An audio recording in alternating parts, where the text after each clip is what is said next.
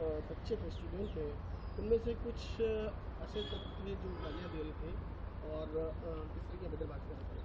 उनमें से एक लड़की है जो नोएडा के अंदर रहती है, उसके ऊपर नोएडा पुलिस ने FIR दर्ज करी है। इस पर आपका क्या कहना है? देखिए, अगर किसी ने गाली दिया है प्रोटेस्ट में, वो कितना सही है नहीं है उसका आप एक तरीके से निंदा कर सकते हो, लेकिन ऐसे करके आप क्रिमिनल मशीनरी यूज करोगे, उनको पुलिस के थ्रू टारगेटिंग करोगे, हैरासमेंट करोगे, वो बिल्कुल सही बात नहीं है।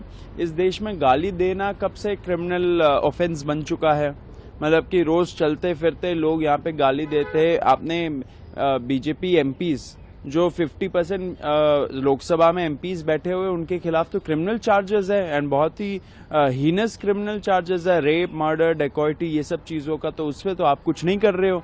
किसी ने एक दो गाली बक दी, उस पर अगर आप ऐसे करके उनको टारगेट करोगे, आप कुछ नहीं करना चाह रहे हो, आप एक टारगेट करके उनका एग्जाम्पल बनाना चाह रहे हो, ये एकदम ही कंडेमेबल चीज है।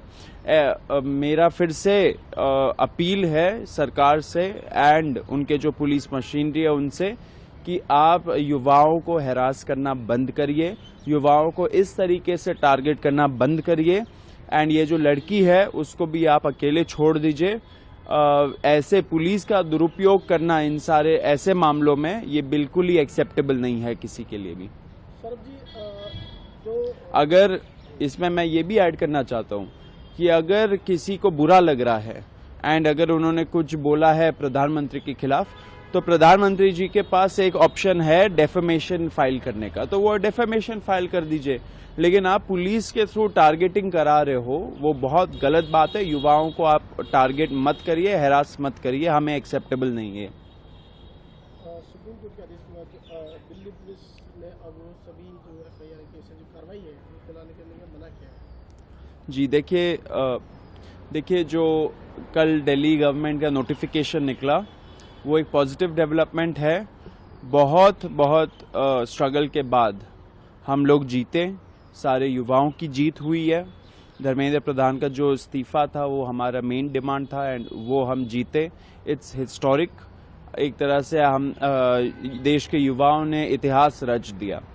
बाकी के जो 2 गारंटीज थे उस पे भी हमें आशा है कि सरकार जल्द से जल्द उस पे अमल करेगी।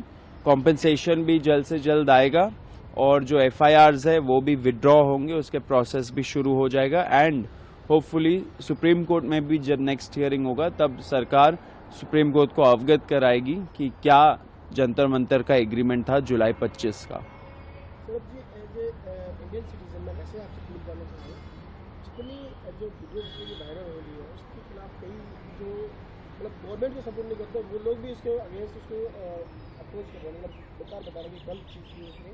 आप उसको कैसे देखते हैं? देखिए, कुछ लोगों को बेकार लग सकती है, कुछ लोगों को नहीं लग सकती है। इन सब चीज़ों पे हमें नहीं पड़ना चाहिए। क्या क्रिमिनल मशीनरी, मतलब कि आप पुलिस को यूज़ करके ऐसे चीज़ों को बंद करवा सकते हो, बिल्कुल गलत बात है। अगर आप पुलिस को यूज़ करके टारगेट कर रहे हो, हैरास कर रहे हो, किसी की बोली आपको सही नहीं लगती है तो उसके लिए पुलिस नहीं लगाना चाहिए। अगर किसी को दुख पहुंच रहा है तो वो अपने आप पर्सनली डेफेमेशन केस फाइल करे। प्राइम मिनिस्टर को अगर बुरा लग रहा है ऐसे लैंग्वेज से, तो प्राइम मिनिस्टर पर्सनली एक डेफेमेशन केस फाइल कर सकते हैं। लेकिन पुलिस मशीनरी का इसमें कोई रोल नहीं है। पुलिस अगर यूज किया जा रहा है तो इसे यूज किया जा रहा है क्योंकि वो टारगेट करना चाहते हैं युवाओं को एंड इस लड़की के थ्रू एक एग्जाम्पल भेजना चाहते हैं, एग्जाम्पल सेट करना चाहते हैं। ये बहुत ही कंडेमेबल है, निंदनीय चीज है। हम इसका खंडन करते हैं। पुलिस और क्रिमिनल मशीनरी का इसमें कोई रोल नहीं है। कोर्ट्स को प्रोटेक्ट करना चाहिए ऐसी लड़की को।